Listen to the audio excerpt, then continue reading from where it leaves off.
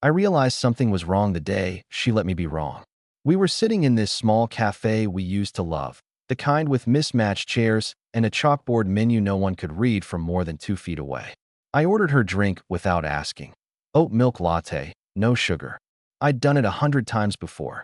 It used to make her smile, like I'd proven I knew her in some deep, unspoken way. She took one sip, paused for a second, then said, "It's good." That should have been normal. It wasn't. Because she hates oat milk. Always has. Says it tastes like watered-down cardboard. A year ago, she would have laughed and corrected me instantly. "You forgot again. Almond milk, not oat." Maybe she'd nudge me. Maybe roll her eyes in that soft way that never actually felt like criticism. But this time, nothing. No correction. No teasing. Just that quiet, almost polite acceptance. I remember staring at her, waiting for the punchline. It didn't come. At first, I thought she was just being easygoing. She'd been stressed with work, barely sleeping. People change under pressure, right? They stop sweating the small stuff. But that moment stuck with me in a way I couldn't explain. And once I noticed it, I couldn't stop noticing it. A week later, I made breakfast. Scrambled eggs, toast, coffee. I handed her the plate like it was routine, like we were still us. She looked down at the eggs. I'd cooked them soft, slightly runny. She used to hate that. Said it felt unfinished, like something that couldn't decide what it wanted to be. She took a bite anyway. "They're good," she said. Again, no correction. No, you know I like them well done. No small complaint. No effort to remind me of something she used to care about. That was when it hit me, not all at once, but like a slow crack spreading through glass. She wasn't being easygoing. She just didn't care enough anymore to fix me. And the worst part? I started to realize how long I hadn't been paying attention. I couldn't pinpoint exactly when things started slipping. It wasn't one big fight or some dramatic betrayal. It was smaller than that. Quieter. Like erosion. We used to talk about everything. Not in that exaggerated, romanticized way people describe, but in real, messy, everyday conversations. Work frustrations, random thoughts, dumb jokes, future plans we pretended were solid. Somewhere along the way, I stopped really listening. Not intentionally. I didn't wake up one day and decide she wasn't worth the effort. It was more like I assumed I already knew her, like she was a book I'd finished reading and could just skim whenever I wanted. So when she changed, because people always do, I didn't notice. Or maybe I noticed and just didn't think it mattered. She got a new job about 6 months before the cafe moment. More demanding, more responsibility. She talked about it a lot at first. The pressure, the weird office dynamics, the way her boss communicated in vague, frustrating emails. I'd nod, offer surface-level responses, then steer the conversation back to something easier. Something about my day. Something neutral. I told myself I was giving her a break from stress. Looking back, I think I just didn't want to deal with it. There was one night I keep replaying now. She was sitting on the edge of the bed, shoulders tense, telling me about a mistake she made at work. It wasn't even a huge deal, but it clearly bothered her. "I just feel like I'm constantly trying to prove I belong there," she said. "Like one wrong move, and they'll realize I'm not as good as they think." I remember what I said. "You're overthinking it. You always do this." I thought I was reassuring her. I thought I was helping her calm down. What I actually did was shut her down. She went quiet after that. Not immediately. She nodded, smiled faintly, said, "Yeah, maybe you're right." But the conversation ended there. I didn't ask anything else. Didn't dig deeper. Didn't sit with her discomfort.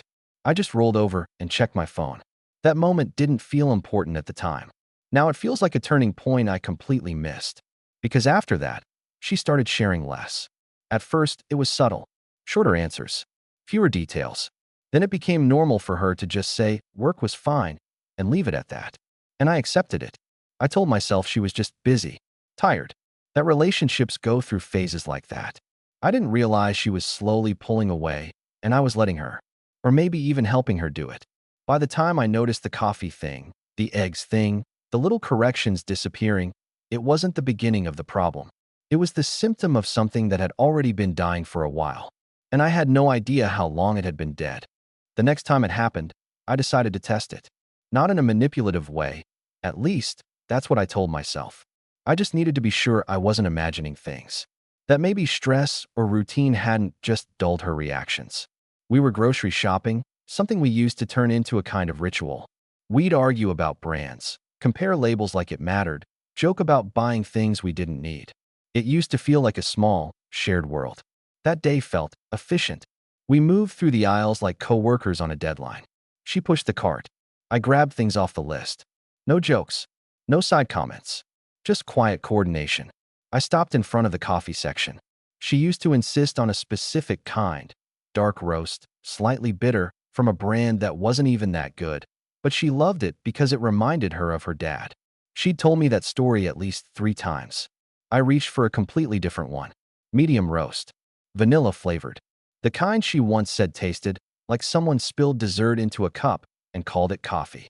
I put it in the cart and glanced at her. Nothing. She didn't even look down. Hey, I said, trying to sound casual. Didn't you want the other one? She shrugged slightly. This is fine. Fine. That word again. I felt something twist in my chest, sharper this time. It wasn't confusion anymore. It was recognition. You hate this one, I said, half laughing, like I expected her to finally correct me. She met my eyes for a second. There was no irritation, no amusement, just something flat I couldn't quite read. I don't hate it, she said. It's just coffee. Just coffee. That should have been nothing. A simple sentence. But coming from her, it felt like a crack widening. Because it was never just coffee to her. It was a preference. A small, specific thing that made her feel known. And suddenly, it didn't matter. We kept shopping after that. But I couldn't shake the feeling that I was standing next to someone who looked like her, but wasn't entirely the same person. Or maybe she was the same, and I was the one who had stopped seeing her clearly. That night, I tried to rewind things. I suggested we cook dinner together. Something we hadn't done in weeks. She agreed, but there was a hesitation, like she had to check internally whether it was worth the energy. We stood in the kitchen, side by side. The space felt smaller than I remembered. I chopped vegetables. She handled the stove. At one point, I reached for the salt and added it to the pan. Too much. I knew it immediately. I always oversalt when I'm distracted. She noticed. Of course she did. She's the one who used to tease me about it, saying I treated seasoning like a competition. But this time, nothing. She just stirred the food and adjusted the heat. Hey, I said, trying to force lightness into my voice. I think I overdid it. It's okay, she replied. We'll still eat it. No joke. No playful jab. No, you always do this. Just acceptance. I set the knife down and looked at her. Why don't you say anything anymore? She paused mid-stir. What do you mean? You used to correct me. About stuff. Little things. I gestured vaguely. Now you just let it go. She turned off the stove and faced me fully. For a second, I thought she'd laugh it off. Tell me I was overthinking again. Instead, she leaned back against the counter, arms loosely crossed. It's not a big deal, she said. It is to me. I replied, more quickly than I expected. That surprised both of us. She studied my face, like she was trying to decide how honest to be. Then she sighed. I guess I just got tired. Tired of what? Correcting things that don't really change anything. The words landed heavier than they should have. What does that mean? I asked. She hesitated again, and I could see it, the calculation. The part of her deciding whether this conversation was worth having. That sometimes it feels like you don't actually hear me, she said finally. So after a while, you stop repeating yourself. I opened my mouth to respond, but nothing came out. Because she wasn't wrong. And that made it worse. I do hear you, I said, but even to me, it sounded weak. She didn't argue. She just nodded slightly, like she was acknowledging that I believed that about myself. I'm not trying to fight, she added. It's just easier this way. Easier. That word felt even worse than fine, because easier didn't mean better. It meant she had already adjusted her expectations, lowered them, and maybe, without realizing it, I had taught her to. We ate dinner in silence after that. The food was too salty. Neither of us mentioned it. Silence didn't feel like silence anymore. It felt like a decision. After that conversation in the kitchen, something shifted, not dramatically, not in a way you could point at and say, that's where it broke, but in the way a room feels different after someone leaves it. Same furniture, same walls, but the air changes. I started noticing how often she chose not to say things. Not just corrections. Everything. She'd come home from work, drop her bag by the door, and move through the apartment like she was passing through a space she no longer fully belonged to. Not distant in a dramatic way. Just self-contained. Long day. I'd ask. Yeah, she'd say. What happened? Nothing interesting. That was it. I used to push a little, ask follow-ups, make her laugh into telling me more. Now I'd just nod and let it go. Part of me didn't want to hear the answer. Another part was afraid there wouldn't be one. A few days later, I made another mistake. A small one. But by then, I understood that small things were the only things that mattered. We were watching a movie on the couch, something we'd both seen before. There was a scene she used to love, some quiet, emotional moment between the characters that she always said felt real in a way movies rarely do. When it came on, I said, "This is your favorite part, right? The one where she finally leaves him." She didn't look away from the screen. "No," she said softly. "It's the next one." I blinked. "Oh, right." But it wasn't right. I didn't remember the next scene being anything special. We watched it anyway. It passed without her reacting much. No smile, no commentary, no that familiar spark she used to have when something resonated with her. "You used to like that part more?" I said, half question, half statement. She shrugged slightly. "People change." It sounded simple, but the way she said it, it wasn't about the movie. I felt that same tightening in my chest again. "Yeah," I said. "I guess they do." We didn't rewind the scene. We didn't talk about it further.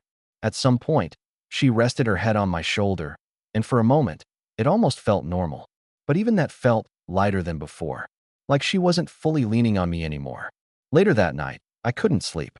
She was beside me, breathing evenly, already gone somewhere I couldn't follow. I stared at the ceiling and tried to map out when things started slipping. Not just the obvious moments, the coffee, the eggs, the grocery store, but the ones before that. The ones I ignored. There was this pattern I kept circling back to. Every time she tried to share something real, something uncomfortable or complicated, I had a way of simplifying it, reducing it, turning it into something manageable so I wouldn't have to sit in it with her. "You're overthinking. It'll be fine. You're just stressed." I thought I was being supportive. I thought I was helping her not spiral. But now it felt like I'd been quietly teaching her that her feelings weren't worth exploring, that they were problems to be solved quickly, not experiences to be understood. And if that's what she learned, then of course she stopped explaining them to me. Why would she? The next morning, I decided to do something about it. Not a grand gesture. Just attention. Real attention. I woke up earlier than usual and made her coffee the way she used to like it. Almond milk. No sugar. I even warmed the cup first because she once said it made a difference. When she walked into the kitchen, she looked surprised. "For me?" she asked. "Yeah," I said, trying to sound casual. "Thought you might want it." She took the cup, held it for a second like she was deciding something, then took a sip. "It's good," she said. There it was again. Not "this is exactly how I like it." Not "you remembered." Just good. I watched her carefully. "Almond milk?" I said, almost like I needed confirmation. She nodded. "Yeah. You still prefer that, right?" She hesitated. That hesitation felt louder than any answer. "I don't really think about it anymore," she said. And that was worse than being wrong. Because it meant the thing I was trying to fix wasn't just my memory. It was the fact that she had stopped caring whether I remembered it all. I leaned against the counter, suddenly unsure what I was even trying to do. "I'm trying, you know," I said quietly. She looked at me, really looked this time. "I know," she replied. And for a brief second, there was something in her eyes. Not warmth. Not quite sadness either. Just distance. Like she was acknowledging the effort, but it was arriving too late to matter. I started overcompensating. Not in a dramatic, movie-like way. No grand speeches. No sudden transformation into the perfect partner. It was quieter than that. Almost desperate in its subtlety. I paid attention to everything. What she ordered. What she wore. The way she phrased things.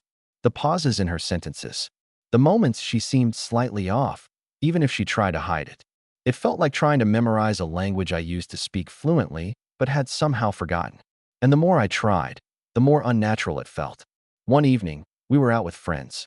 A small group, people we'd known for years. The kind of setting where things should feel easy. At some point, someone asked her about work. Old version of her would have given a long, animated answer. Complaints mixed with jokes. Details layered with emotion. She would have looked at me at least once during it, like we were sharing the story. This time, "It's fine," she said. And that was it. The conversation moved on without resistance. But I couldn't let it go. "You had that big project, right?" I added, trying to open the door for her. "The one with the new client?"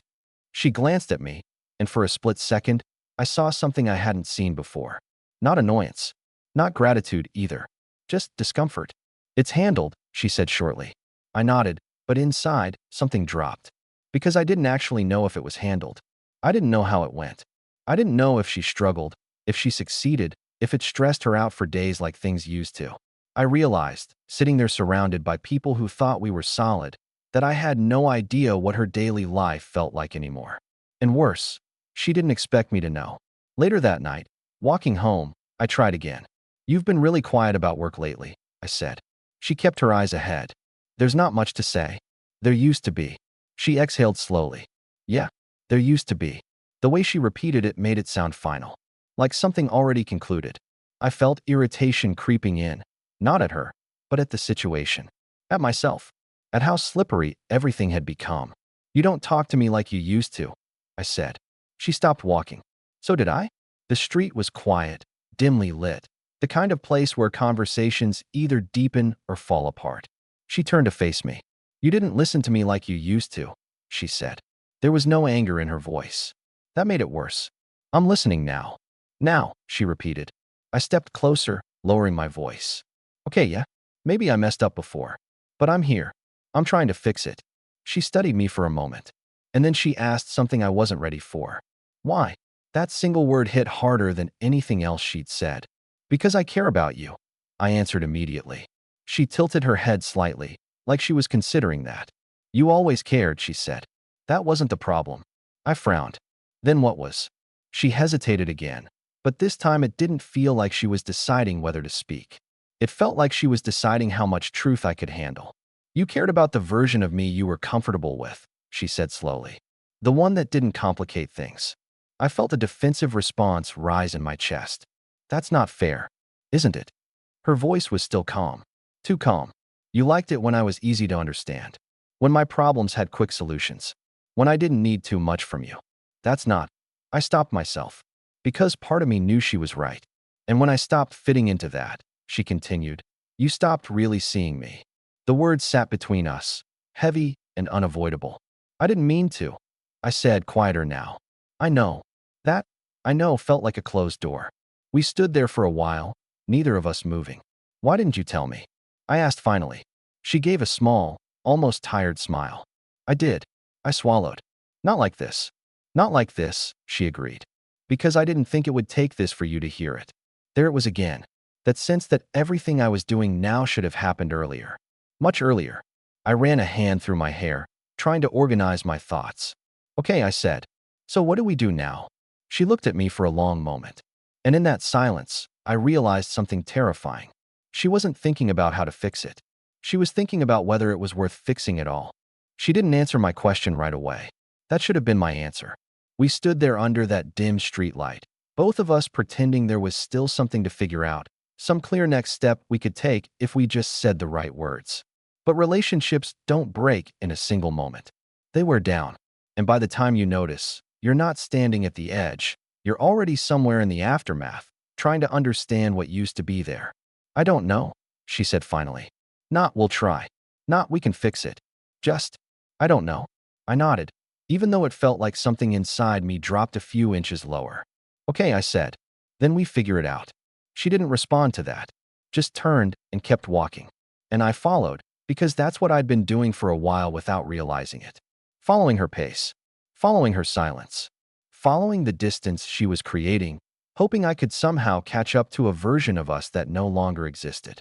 The next few days felt fragile, not explosive, not dramatic, just unstable in a quiet, exhausting way.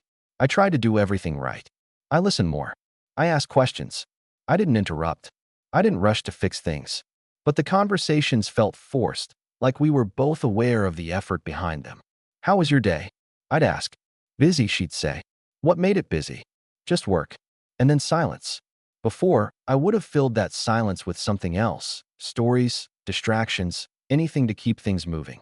Now I let it sit. And it just stayed there. One evening, she came home later than usual. I was already on the couch, laptop open, pretending to work, but mostly just waiting. You're late, I said, trying to sound neutral. Yeah, she replied, kicking off her shoes. Had to stay a bit. For the project? She paused for a second. Yeah. Something about that hesitation made my stomach tighten. Everything okay? I asked. She nodded without looking at me. It's fine. Fine. That word again. Always that word. I closed my laptop. You've been saying that a lot, I said. She glanced at me briefly. Saying what? Fine. Everything's just fine. She shrugged slightly. Because it is. I leaned forward, resting my elbows on my knees. It doesn't feel like it. That got her attention. She looked at me more directly now, but there was a guardedness there, like she was already bracing for something. What do you want me to say? She asked. The truth, I replied. A small pause. Maybe this is the truth, she said. I shook my head. No, it's not. You used to tell me things. Real things. Now it's like I'm talking to, I don't know, a version of you that's already halfway out the door. The words slipped out before I could soften them. She didn't react immediately. She just stood there, taking them in. And then she walked past me into the kitchen. I'm tired, she said. I don't want to do this tonight. That hit a nerve. When do you want to do it? I asked, standing up. Because every time I try to talk, it's not tonight. She turned around slowly. Because every time we talk, it turns into this. This what? This interrogation. Like I owe you some kind of explanation for how I feel. I frowned. I'm not interrogating you. I'm trying to understand. Now you are, she said quietly. That word again. Now. I exhaled sharply. Okay, yeah, I get it. I should have done this earlier. I should have listened more. You've made that clear. I'm not trying to punish you, she said. It feels like you are. Her expression shifted slightly at that. Because I'm not giving you what you suddenly want, she asked. Because you're not giving me anything, I shot back. The moment the words left my mouth, I regretted them. Because they weren't true. She had given me everything. I was just asking for it back after I'd already let it slip away. She looked at me for a long time. Not angry. Not hurt in an obvious way. Just tired. I did give you something, she said softly. For a long time. The room felt smaller. I know, I said quieter now. And you didn't really take it, she added. That landed harder than anything else. Because there was no defense against it. No argument. Just the slow, sinking realization that she wasn't wrong. I rubbed my face, trying to reset, to find some way back into the conversation without making it worse. I'm here now, I said. Doesn't that count for something? She hesitated. And that hesitation told me everything. I don't know if it counts the same anymore, she said. After that, something in me shifted from denial to urgency. Not panic exactly, but close to it. Because for the first time, it felt real in a way I couldn't soften or explain away. Not a rough phase. Not stress. Not something that would pass if we just got through a busy week. This was something already slipping out of my hands. And the worst part? I couldn't tell how much of it was already gone. The next morning, I woke up before her again. Not because I wanted to make coffee or fix anything this time. Just because I couldn't sleep. I lay there staring at the ceiling, listening to her breathing beside me, trying to memorize it. The rhythm, the quiet pauses. Like I was already preparing for a version of my life where that sound wasn't there anymore. That thought alone made my chest feel tight. When she woke up, she didn't seem surprised to find me already awake. Did you sleep? She asked. A little, I said. She nodded, then got up without saying much else. I watched her move around the room, getting ready for work. It struck me how independent she looked. Not in a proud or empowering way, just separate. Like her life functioned fine without needing to intersect with mine too much. That realization sat heavy. Do you want to do something tonight? I asked suddenly. She paused while tying her shoes. Like what? Anything. Dinner, a walk, just something together. She hesitated again, and I hated how familiar that hesitation had become. I might be late, she said. There's a lot going on. That's okay, I replied quickly. We can do it later. I stopped myself. I just don't want to lose this completely. But I didn't say that out loud. She gave a small nod. Okay, we'll see. We'll see. That used to mean possibility. Now it felt like avoidance. The entire day dragged. I tried to focus on work, but my mind kept looping back to every conversation, every small moment I'd ignored, every time I chose convenience over connection. It wasn't one big mistake. It was a pattern. And patterns are harder to fix because they're not events, they're habits. And habits don't disappear just because you suddenly decide to care. By the time evening came, I was exhausted without having done anything meaningful. She texted around 7. Running late. Don't wait up. That was it. No explanation. No details. I stared at the message longer than I should have. Old me would have just shrugged, maybe ordered food, distracted myself. But now everything felt loaded. I typed back, "How late?" 3 dots appeared, then disappeared, then appeared again. Finally, "Not sure." Something about that unsettled me more than it should have. I told myself not to overthink it, but overthinking was all I had left. She came home a little after 10. I was still on the couch, TV on but muted. "You're still up," she said, a hint of surprise in her voice. "Yeah." She set her bag down, avoiding eye contact for a moment longer than usual. "How was work?" I asked. "Busy," she replied, already moving toward the kitchen. Same script, same answers, but something felt different. Not just distant this time. Closed. "Did you eat?" she asked. "Not really. I can make something quick." "That's okay," I said. I was waiting. She paused. "For me?" she asked. "Yeah." That seemed to catch her off guard in a way I didn't expect. "I told you not to wait." "I know." A small silence settled between us. Then I asked the question I'd been trying not to ask all evening. "Were you really at work?" The moment the words left my mouth, the air changed. She turned to look at me slowly. "What?" "I'm just asking," I said, trying to keep my voice steady. "You seemed, I don't know, different." Her expression didn't shift into anger. It shifted into something worse. Disappointment. "Do you think I'm lying to you?" she asked. "I don't know," I admitted. "That's the problem. I don't know anything anymore." That was the most honest thing I'd said in weeks. She held my gaze for a long moment. And then she exhaled. "I was at work," she said. "And then I got a drink with someone from the team." "Who?" The question came out sharper than I intended. She noticed. "A colleague," she said. "Just one." Another pause. "Yeah."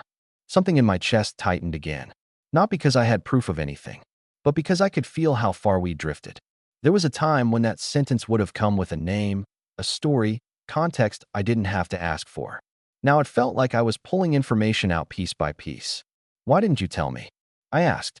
She gave a small, tired shake of her head. "Because I didn't think it mattered." There it was again. That quiet, devastating theme. Things that used to matter no longer did. That sentence stayed with me longer than anything else.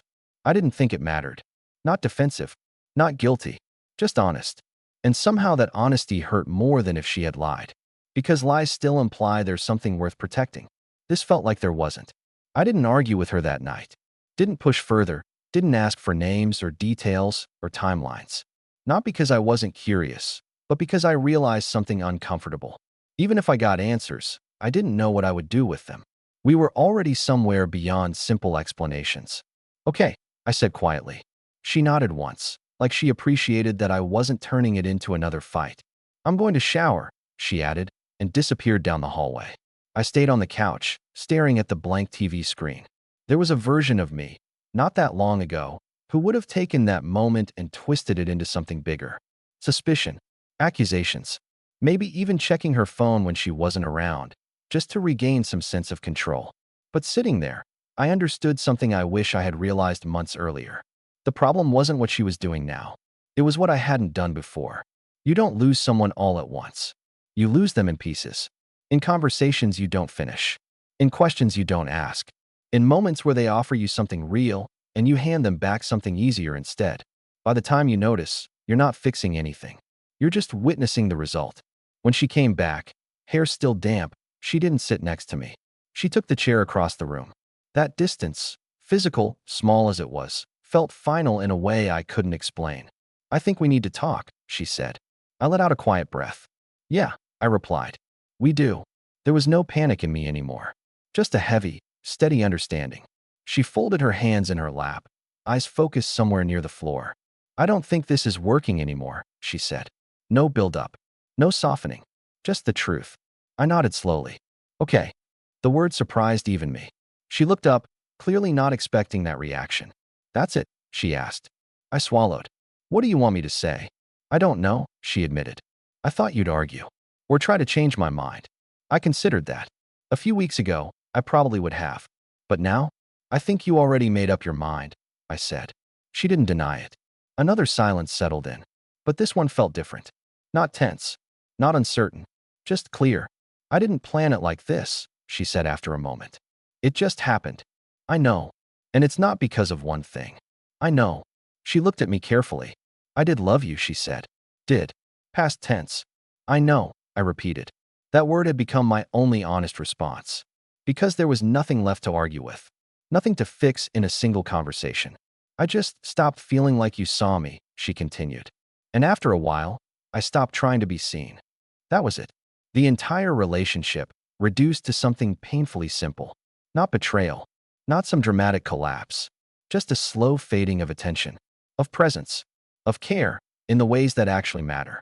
I nodded again, even though it felt like something inside me was quietly breaking. I'm sorry, I said. And I meant it. Not in a desperate, take me back kind of way, but in a real, grounded understanding of what I had missed. She gave a small, sad smile. I know, she said. We sat there for a while after that. Not holding hands. Not touching. Just existing in the same space for what felt like the last time. I'll stay with a friend for a bit, she said eventually. Just to give us both some space. Okay. No arguments. No resistance. Because space wasn't the problem. Distance had been there long before this moment. She stood up, grabbed a small bag she must have packed earlier. That detail hit me harder than anything else. She had already prepared for this.